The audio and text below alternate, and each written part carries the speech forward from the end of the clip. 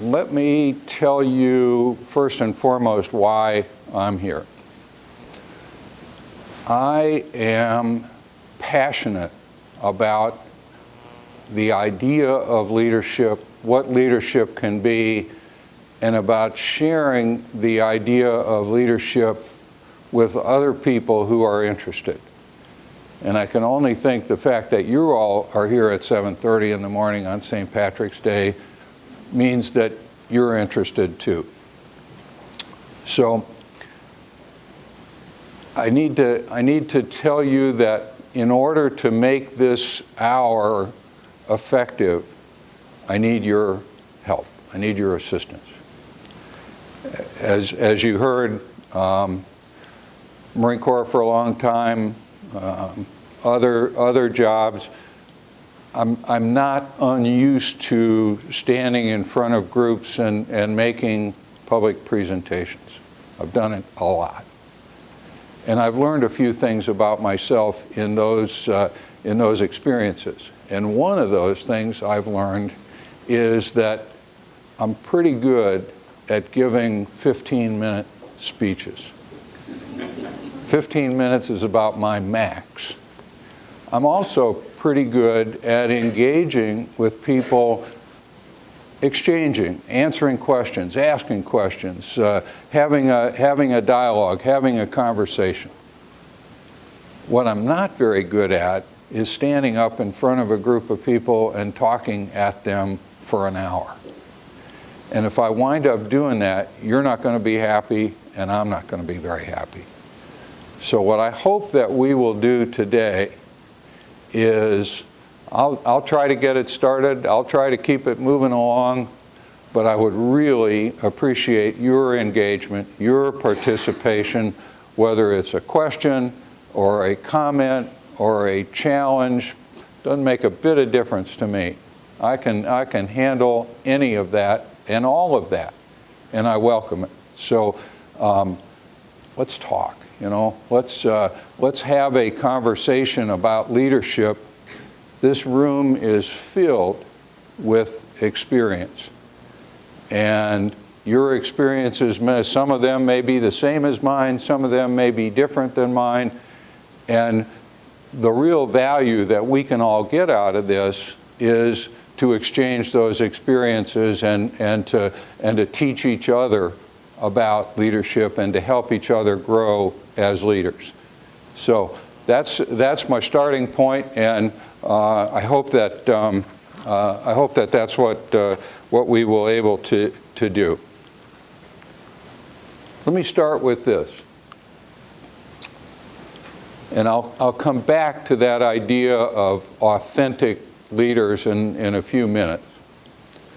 But I absolutely believe in this premise that authentic leaders are made over the course of time. Nobody, in my experience, is a born leader. Some people may have a little more aptitude for it than others, but I believe that everybody has the potential to lead, has the potential to be a leader, and it takes work, it takes effort, it takes opportunity, it takes a whole number of things. But when those things come together, when the desire to lead and learning about leading and an opportunity to lead, when those things come together, really good things can happen. And as we'll talk about in a minute or two, we, I believe, want to be authentic leaders because that's really important, and I'll try to demonstrate why I think that is the case. But bottom line, being a leader isn't a gift. Nobody can give it to us. Being a leader is an opportunity, it's a possibility, and we can get it if we're willing to engage our brain and our heart and all those things that will enable us to connect with the people that we want and need to connect to. So you know, what's the big deal about leadership, and where does the Marine Corps fit in? And I will tell you that this is, although my main experience as a leader was in the Marine Corps, what I hope to talk about and what I hope we will engage about goes way beyond the United States Marine Corps. But fundamentally, the Marine Corps exists for combat. It exists to be prepared to, and if necessary, to succeed in combat. And so the Marine Corps' philosophy of how to do that and what it takes to be prepared, what it takes to succeed, is central to this idea of leadership and to the ethos of leadership. And we talk about a couple of things in the Marine Corps. You know, people think about military organizations, and they think about, you know, generals and colonels and majors and captains and sergeant majors, and, you know, these authoritarian leaders who are sometimes, you know, caricatured in the newspaper or on TV, you know, Dr. Strangelove or whatever it is. That military leadership is this top-down, you know, I'm going to tell you what to do, don't think, don't do anything else, just do what I tell you, and, you know, everything will be okay. Nothing could be further from the truth. Because when you're talking about combat, you're talking about chaos, you're talking about disorganization, you're talking about a situation in which anything and everything can happen. And in the Marine Corps, we think about what some people call the last 500 meters. The idea that when you are conducting an attack, at some point you're getting down to the very end of the attack, the most important part of the attack, where the force carries itself to the objective. In that last 500 meters, the generals are irrelevant. The captains are mostly irrelevant. The lieutenants are hardly relevant. In that last 500 meters, it comes down to 21-year-old sergeants and corporals and even lance corporals. The youngest, the people who have to actually carry the day in that final assault. And all the leadership comes down to them. It's what they do with the 3 or 4 people who respond to them that will say whether or not that attack is going to be successful. Sure, the generals and everybody below them may have set the conditions, they may have created the opportunity, but creating the opportunity doesn't get it done. It's what those youngest leaders are able to do in that chaotic last 500 meters that will make the difference of success or failure.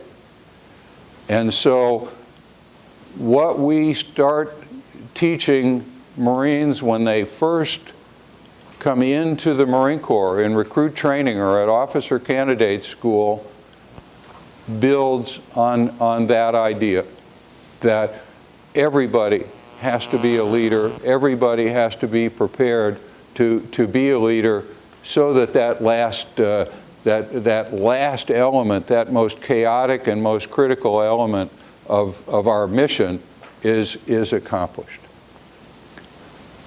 A number of years ago, along these same lines, we had a commandant, the most senior officer in the Marine Corps, and he talked to us and introduced what he called the idea of the strategic corporal. And, you know, strategy is supposed to be the realm of generals and statesmen, and tactics are what what corporals do.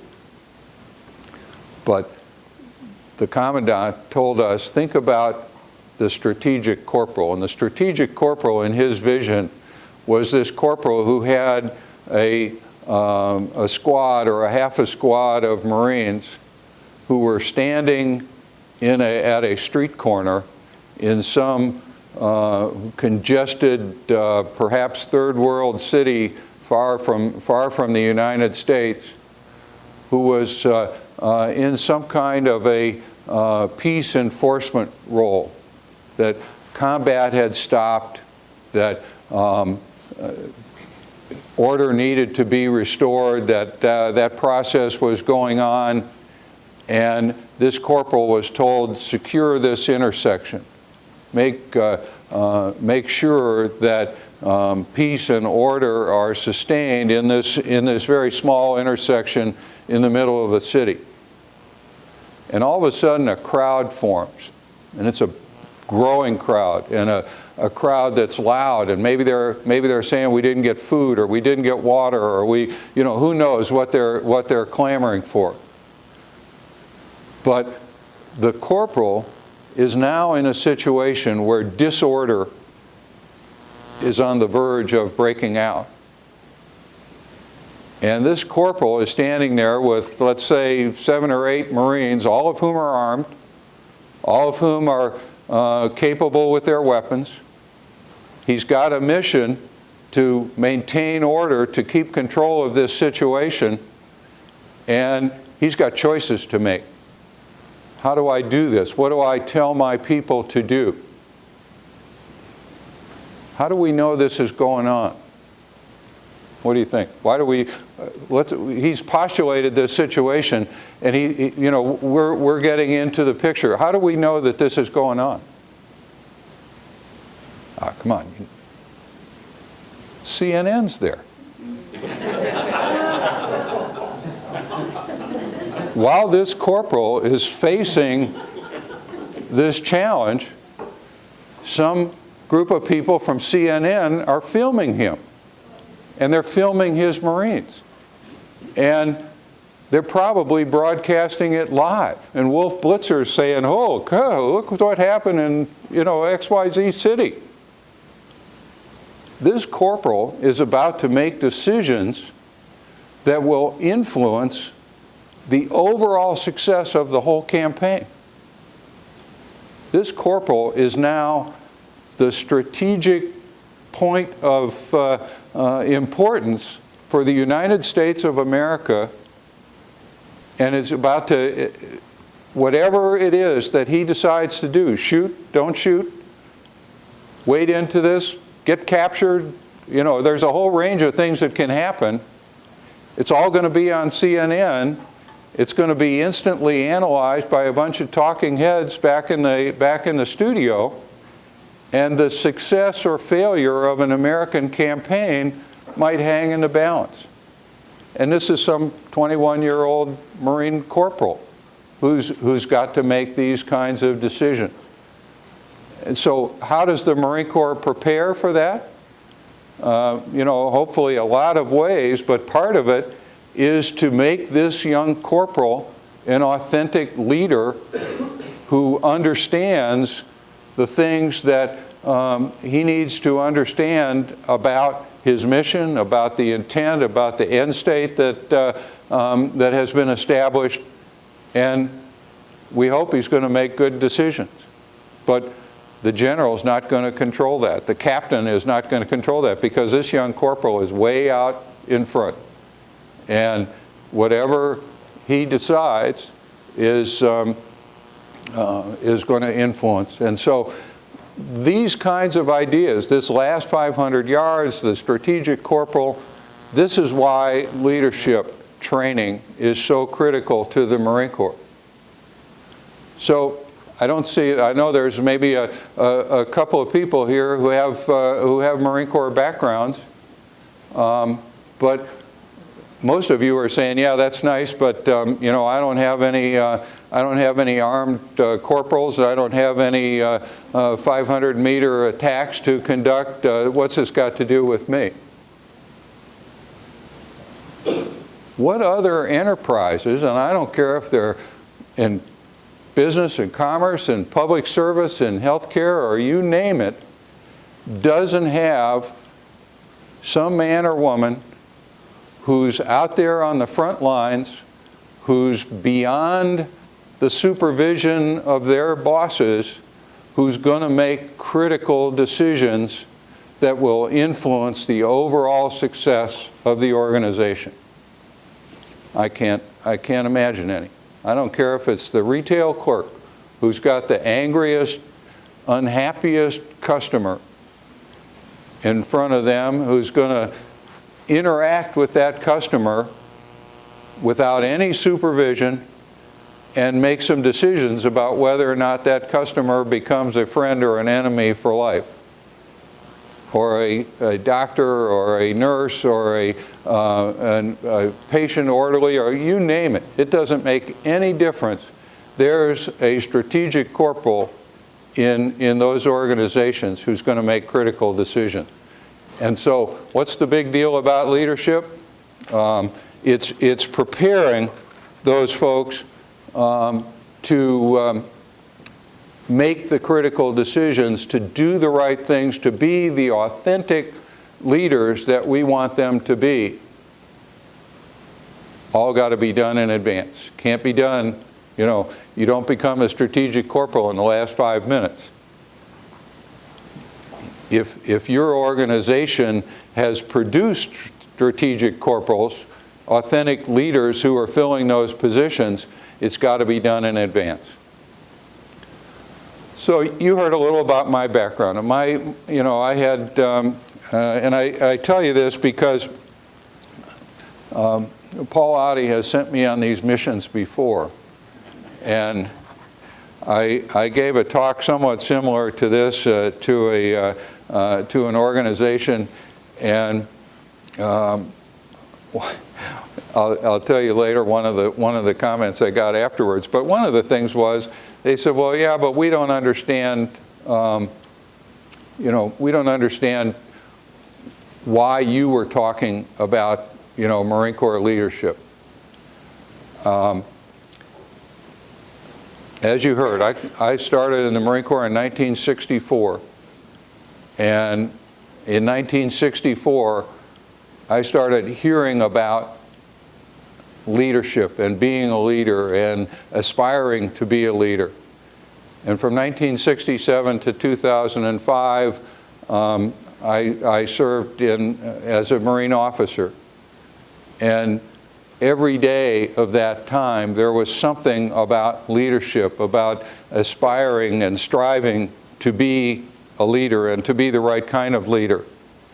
And over that period of time, you can't help but absorb some of the ideas, some of the principles, and we'll talk about how I think that absorption process takes place. But the fact is, I had all of these wonderful opportunities, and I've told people over and over, I had, in the parlance of the Marine Corps, I had every good deal there was to have. I mean, fortunate, things fell my way, and so I had all these opportunities. And at each opportunity, I was surrounded by leaders and by other people who were as committed as I was to leadership. That's the culture of leadership in the Marine Corps. And I go back to these, commerce and public service and healthcare, et cetera. Perhaps most importantly for the people in this room is the idea of creating a culture of leadership and setting the conditions that will ensure that when you need that strategic corporal, he or she is available in your organization.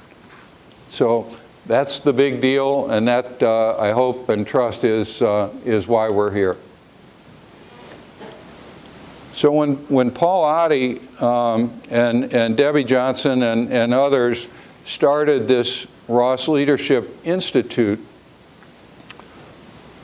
one of the things, and perhaps even before they started the Ross Leadership Institute, but one of the things that I learned from them was that they thought it was important for people in their leadership programs to develop what Paul calls a philosophy of leadership.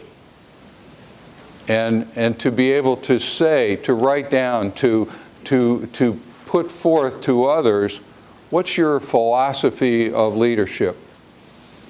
I frankly never even thought about it.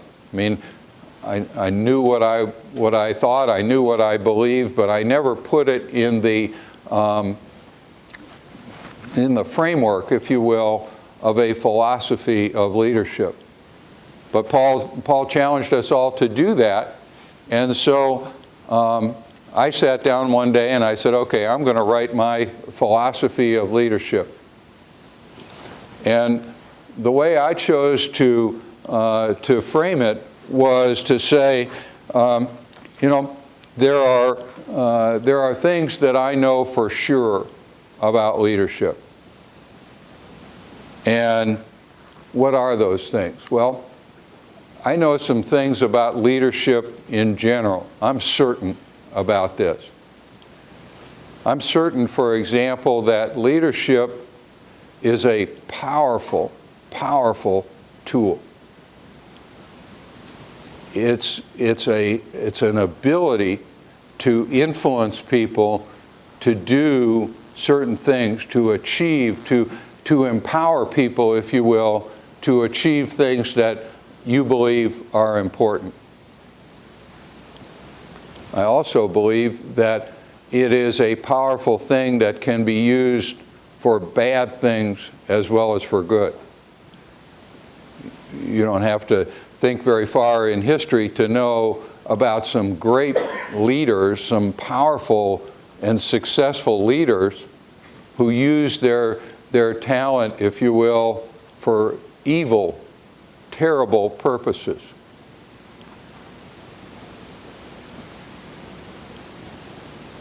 So I know for sure that of all the things that are important for a leader, character is the most important.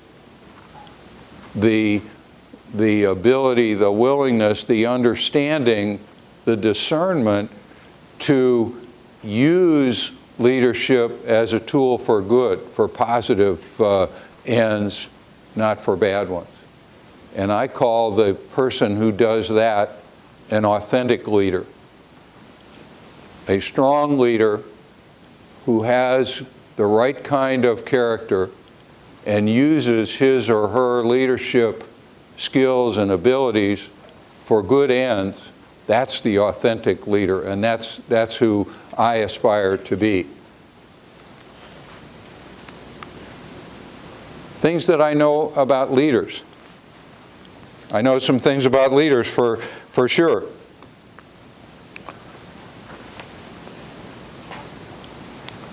I know that leadership and leaders aren't about a position. Leadership is not a position. You know, you hear, well, this person's in a position of leadership. Maybe, maybe not. Leadership's an activity, and it can occur in all kinds of positions. And just because you have been given a position of authority or responsibility or command doesn't make you a leader. It means you need to be a leader, and you should be a leader, but unfortunately we've all seen people in those kinds of positions who weren't very good leaders. So leadership is an activity, not a position. Second of all, I know that leadership is situational. Different kinds of situations call for different kinds of leadership. The leadership that corporal exercises in the last 500 yards is entirely different than the leadership that somebody in the most senior levels of the organization exercises. And yet they're both They're both important, they're both necessary, and they're both, although different, they're both types and forms of leadership. I know that leadership is situational in the sense that different people respond to different kinds of leadership. So for somebody to say, hey, I'm a leader, I got a philosophy of leadership, and this is the way I do it. My thought, not likely to be real successful. Remember, some of you may be old enough to remember a great basketball coach named John Wooden, won a bunch of national championships at UCLA. Understood, there wasn't a wooden formula for basketball. He adjusted his style of play to the talent that he had. And I'm sure, because people say and people have written that Coach Wooden was a great leader, I'm sure that he adjusted his relationship with individuals on that succession of teams in the same way, because different people respond to different kinds of leadership, and different circumstances require different kinds of leadership, and nobody can get stuck on saying, this is the way I lead and you're going to have to follow. That's unlikely to be successful. That kind of spins off to another thought, and that is that leaders can't get stuck either, and as their experience grows, as their exposure to different situations, to different people, to different requirements, leaders have to grow. They have to expand. They have to become a different kind of leader, and nobody has that breadth of experience right out of the box. Frankly, nobody ever gets all that experience until the very end. And so leaders have to develop and adjust and learn constantly, and I'll come back to that point a little bit later. There are some things I know about organizations and leaders. I know that leaders are respected and recognized and promoted or advanced in high-quality, great organizations. Great organizations seek to develop leaders, as opposed to an organization that says, we got one leader in this outfit, boys, that's me, and nobody else is a leader, I'm the leader. An organization, we've all seen them, doomed to failure in my judgment, because great organizations respect leaders. And this corollary of that is that leaders, true leaders, authentic leaders, also recognize leaders. They don't want to keep a monopoly on it. They want to develop others. They want to bring people along and help and promote others to be leaders, because they know that that's going to make their organization stronger, and they're not threatened by that. And last, what do I know for sure about myself? Basically, I know that even after all these years, I'm a leader in training. My leadership should be better tomorrow than it was yesterday, because I will have had some experience that enables me, that broadens my scope, that increases my understanding, and it's no knock on me to admit that. That's a great strength. And leaders have that strength to say, I can always learn. I hearken back to a little Marine Corps lore, but one of our commandants many, many years ago was a general named Lejeune, John A. Lejeune. And General Lejeune served before the turn of the century, was in combat in World War I and became the commandant after that. And he wrote extensively about leadership, and he wrote things that we are still reading in the Marine Corps today about leadership. But one of the things he said that always stuck with me, and you have to understand, he was a man of the 19th century, so his language reflects that. But he said the relationship between leader, actually he said the relationship between senior and subordinate. What he really meant was between leader and follower, or leader and the led, is like the relationship between teacher and scholar. You know, you think about the leader as the teacher, and the subordinate, the junior person, as the scholar trying to learn from the leader. You read that enough times, though, and you realize that Lejeune never said that the leader is always the teacher and the follower is always the scholar. I envision that you could switch those around any given time. I think about, you know, some of my earliest experiences. I reported to a platoon in the Republic of Vietnam in 1968, and I guarantee you there were a couple of corporals who knew a heck of a lot more about staying alive on the battlefield than I did. And I better be ready as a first lieutenant to be a scholar and learn from these corporals what it took to stay alive and to succeed. And if I ever forgot that, shame on me, because just because I was the platoon leader didn't mean that I didn't have a lot to learn.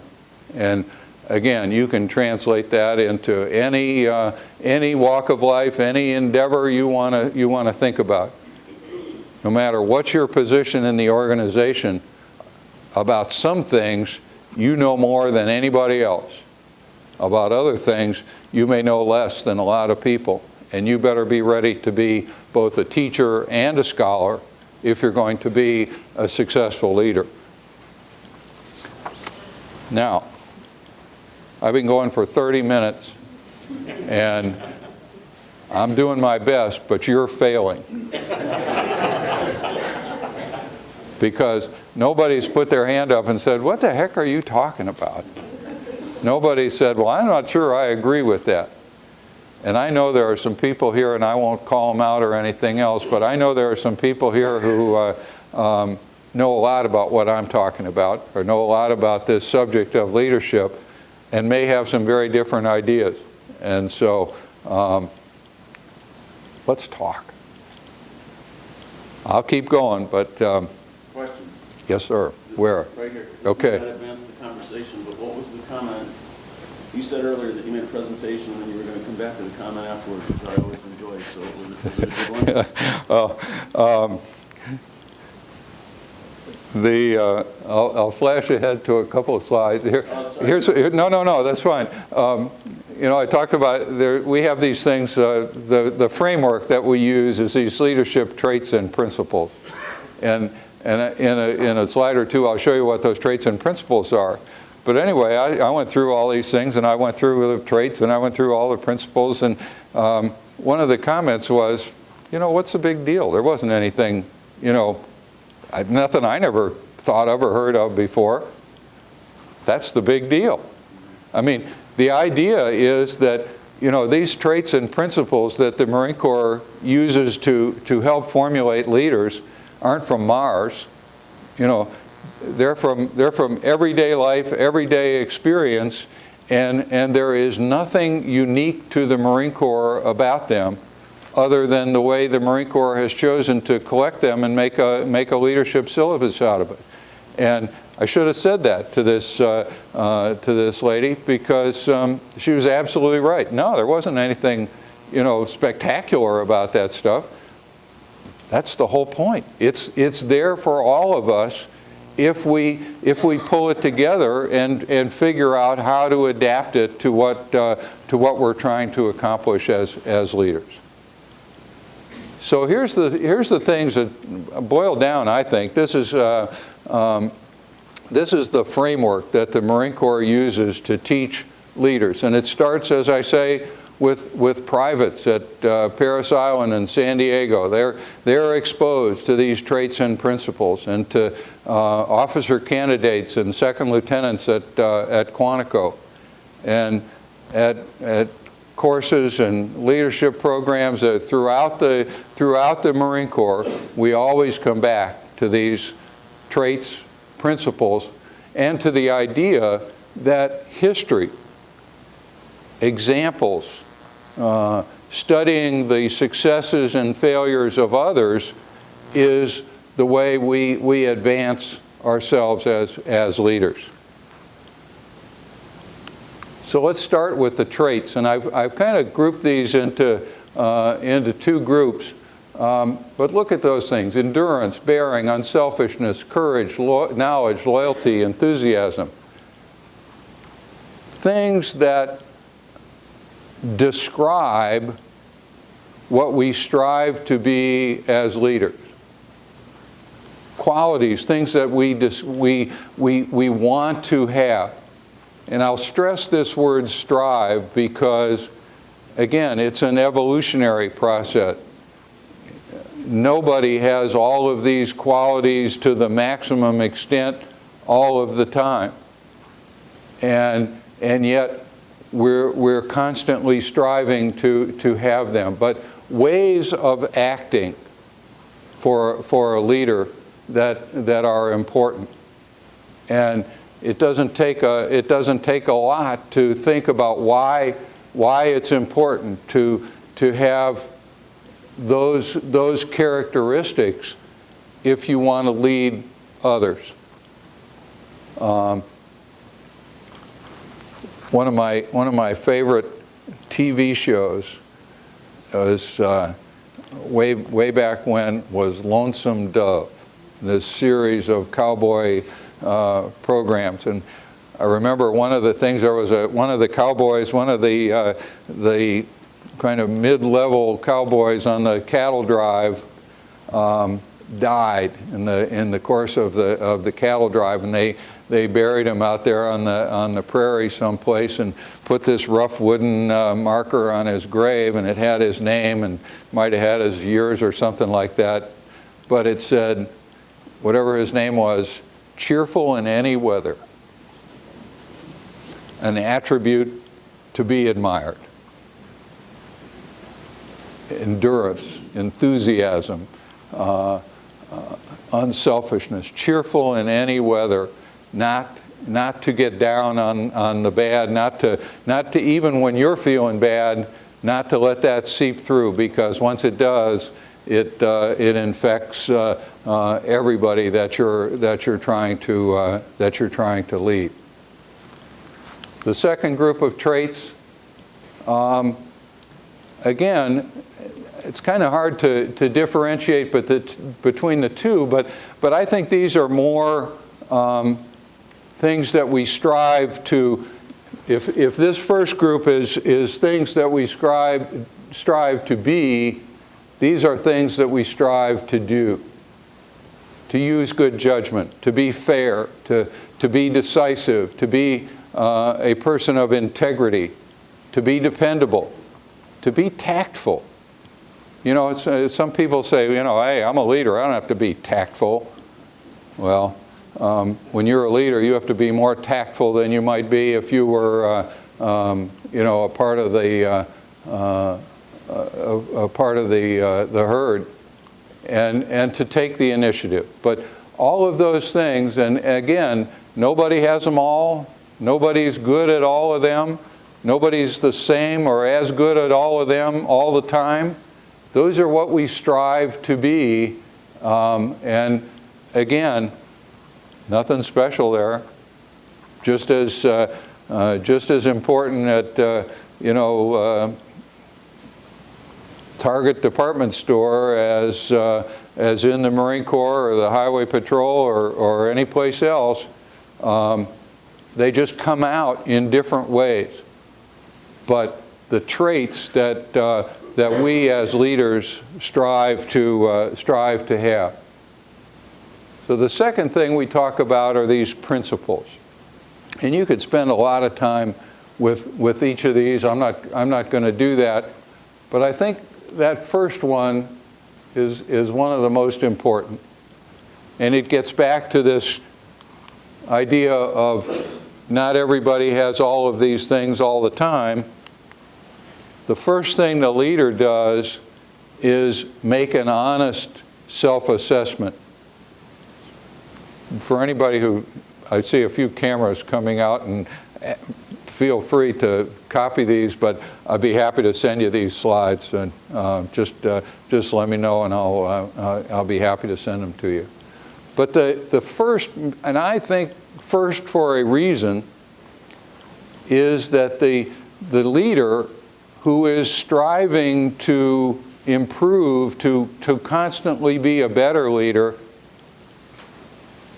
is honest with himself or herself about what are my strengths, what are the areas that I need to improve in, what do I need to do to grow as a leader, to grow in my role, whatever that happens to be. And of course, the second one is as the Marine Corps says, be technically and tactically proficient. What that just means, be good at your job, be capable, be somebody who leads, and we'll talk about leads by example. But if you're not good at what you do, you're not setting a very good example. Sense of responsibility, again, that's the idea, it seems to me, of growing other people. Not just establishing yourself as a leader, but bringing other people along and giving them an opportunity to grow as leaders and to be responsible. Being decisive, setting the example. We've all worked for people who kind of dithered at the critical moment. Or I think we have. I know I have. I probably have dithered myself a few times. But the idea of making those decisions and setting the example by the way you conduct yourself, critical, it seems to me, to the overall success. Being well-informed, being concerned about the people that you lead, keeping them informed. How many of us have sat on the back of the airplane waiting silence from the front office up there? If somebody would just say, we're number 35 for takeoff, you'd feel better. Even though you're 35 for takeoff, at least you know what's going on. That translates everywhere. Be responsible, take responsibility, follow up. How many times, think about the people who said, you ask somebody, did you get A, B, or C done? And they say, well, I told John to do it. Yeah, so you got to follow up. You've got to stay. One of the great books on leadership that has nothing to do with the Marine Corps, and yet has, in my view, everything to do with the Marine Corps. A guy named Tom Peters wrote a book called A Passion for Excellence, and I recommend it. I'm sure it's still in print someplace. But one of Peter's concepts in this book was leadership. He calls it management, but we think of it as leadership. Leadership by walking around. And that idea of walking around transcends so many of these things, because walking around means getting out to where your people are. It means knowing what the situation is. It means seeing for yourself firsthand. It means setting the example, because it might be walking around in the rain or the cold or the uncomfortable area that your people are working in. It means knowing what they're going through and understanding it. It cuts through so many of these things, but leadership by just walking around and understanding what's going on. Training as a team. Again, helping people to understand that success is rarely achieved by any one person. That success is usually the product of a team effort. And the team doesn't all have to be congregated on the same playing field at the same time. The team may be a top-to-bottom team where one person is providing the resources and another person is allocating the resources and another person is using the resources, or any combination of that. But understanding that we're in this together, we're in this as a team. And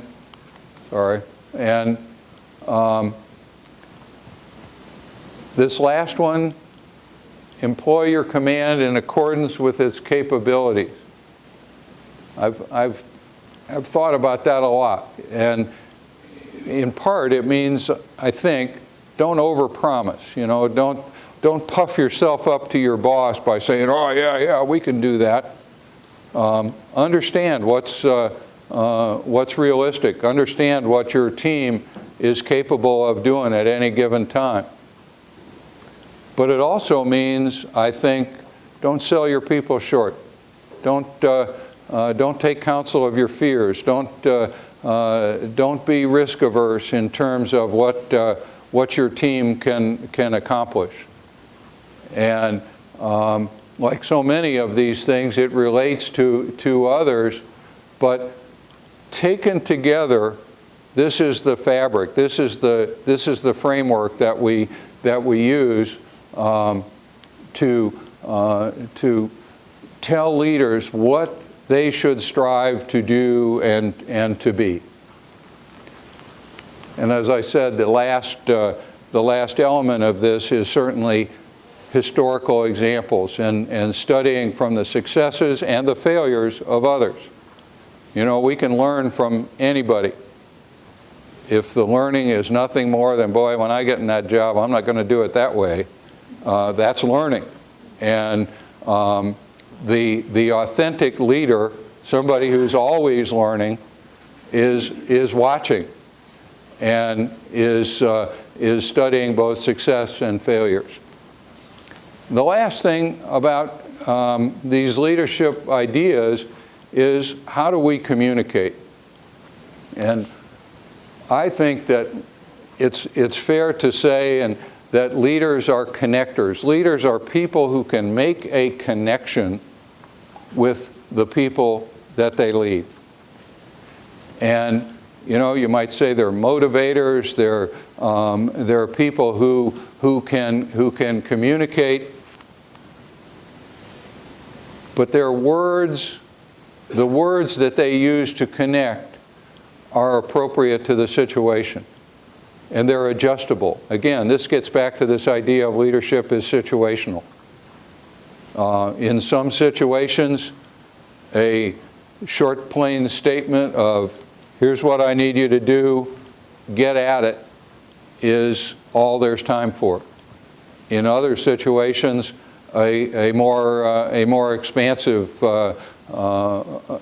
expression may be appropriate. But whatever, the language is always clear. The best leaders leave little or no doubt what it is that they expect and what they want their team to do. And the ability to have that clarity of communication, to connect with people with a clearer understanding of what's to be done and why we're doing it is essential, and is a tool that isn't easy to come by. When I think through this, know yourself and seek self-improvement, if there's anything that over the years I have needed to seek self-improvement on, it's this idea of expressing yourself clearly and making sure that people understand what it is you intend. I've worked for people who were wonderful at that. A couple of Marines here who will know the name Zinni, Tony Zinni. I never heard an officer who could better explain his intent than General Zinni. It's a gift, but it's something that we all must strive to achieve. I've used this term intent. We talk about intent as essentially the why of an order. How many times have you heard, hey, you don't need to know why, you just need to know what to do? Might work with your kids once in a while, probably not, at least not with my kids, but leaders don't shy away from expressing their intent. And when they express their intent and explain the why, they usually explain what we call the end state. What it's going to look like when we accomplish these tasks. What it's going to look like when we're finished. And the reason that those two things we think are so important is that no matter how well you've thought out the plan, no matter how well you have decided what to do, there's likely to be some moment of uncertainty. And that strategic corporal or that squad leader in the last 500 yards, or that clerk or that trooper who's out on the middle of the highway by himself at night needs to know what I'm trying to accomplish, because they may have to adjust the plan on the fly. And they can do that better. They are more likely to be successful if they understand what we're trying to do and why we are trying to do it. Then the emerging leader can make the adjustments that are necessary to continue to achieve that end state or that intent.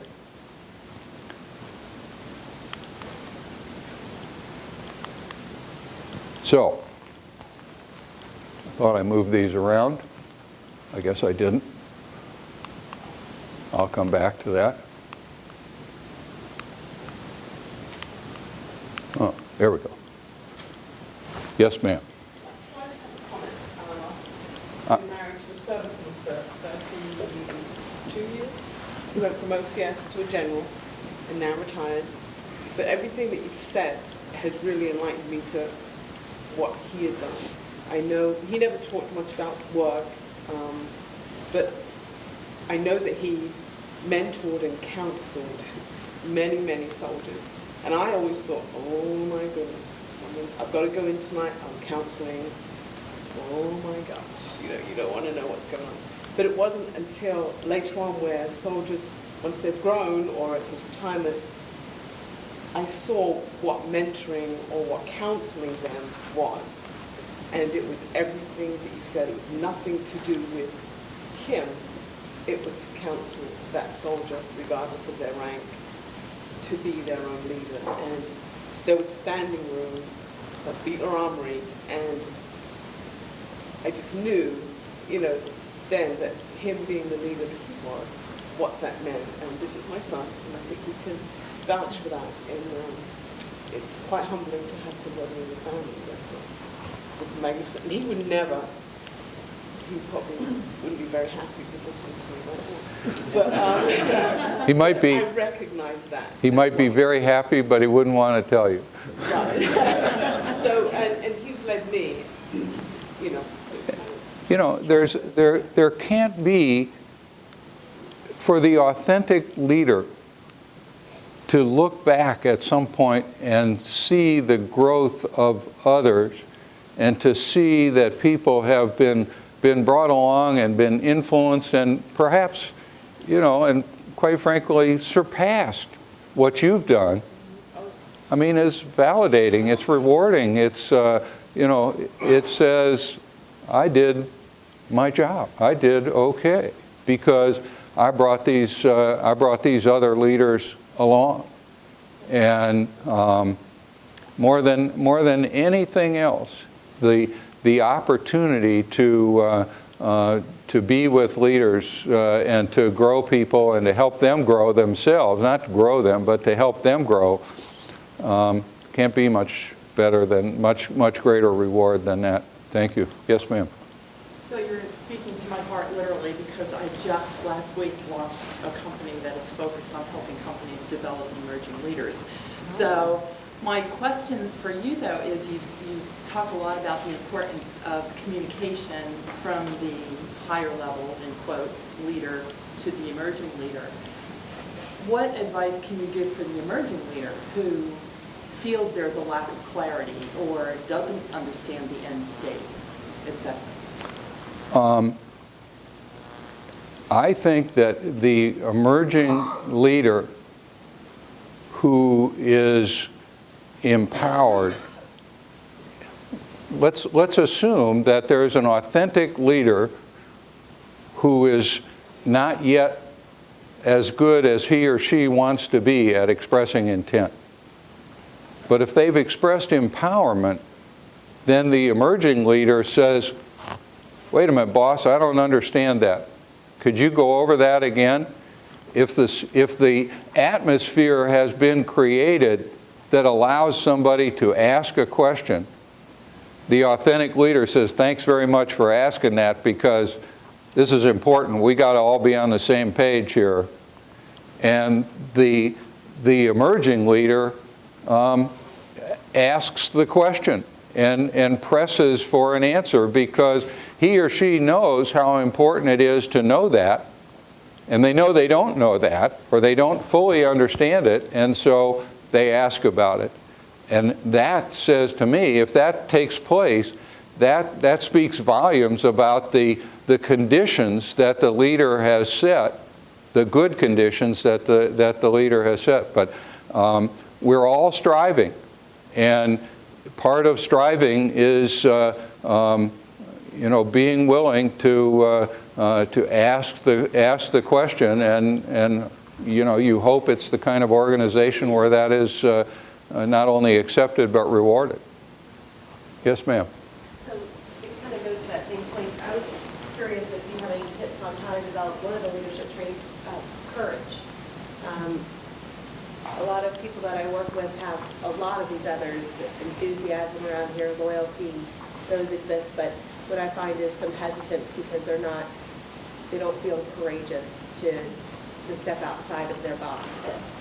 How do you facilitate that? Yeah, well, I think part of it is you talk about courage, and courage isn't, more often than not, courage is moral courage, not physical courage. And you know, it's not just battlefield courage. It's courage to step up, courage to ask a question, or courage to challenge conventional wisdom. And again, I think the whole thing about leadership is setting the conditions.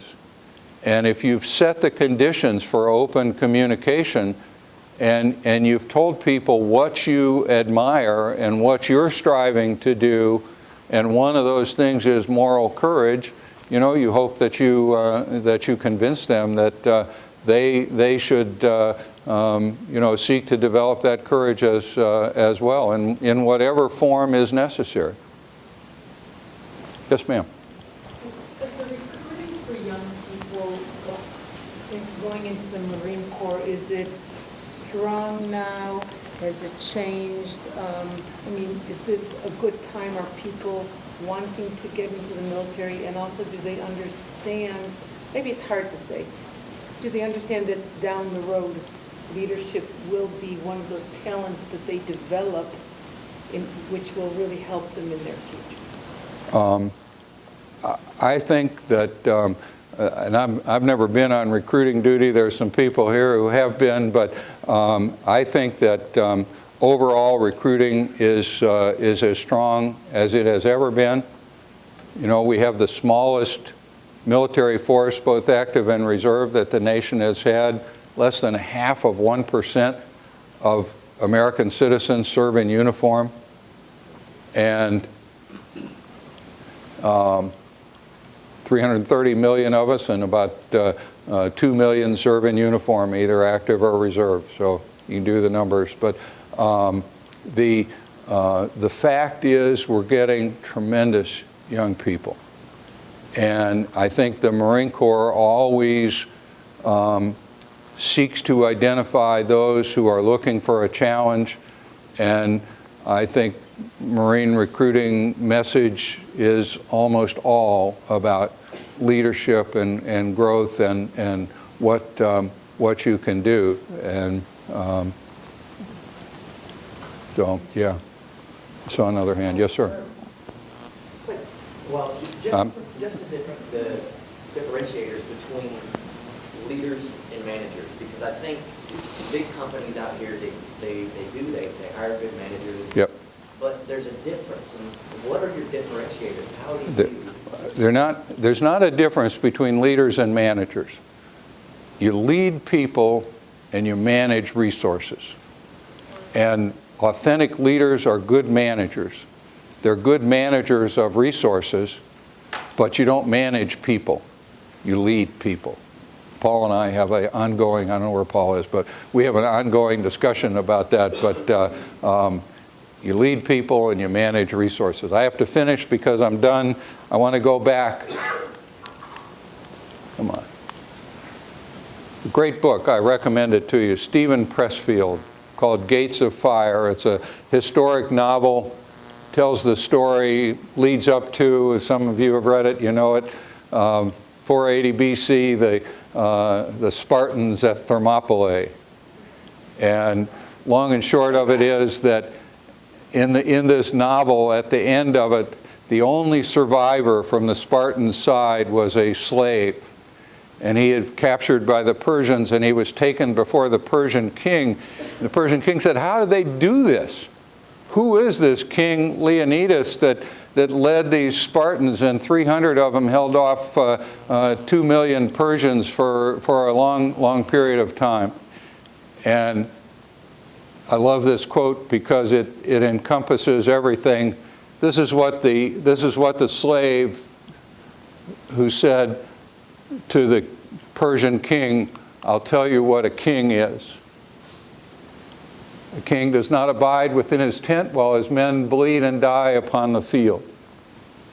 A king does not dine while his men go hungry, nor sleep when they stand watch upon the wall.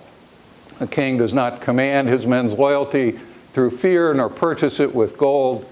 He earns their love by the sweat of his own back and the pains he endures for their sake. That which comprises the hardest burden the king lifts first and sets down last. A king does not require service of those he leads, but provides it to them. He serves them, not they him." That's what we strive for. Thank you.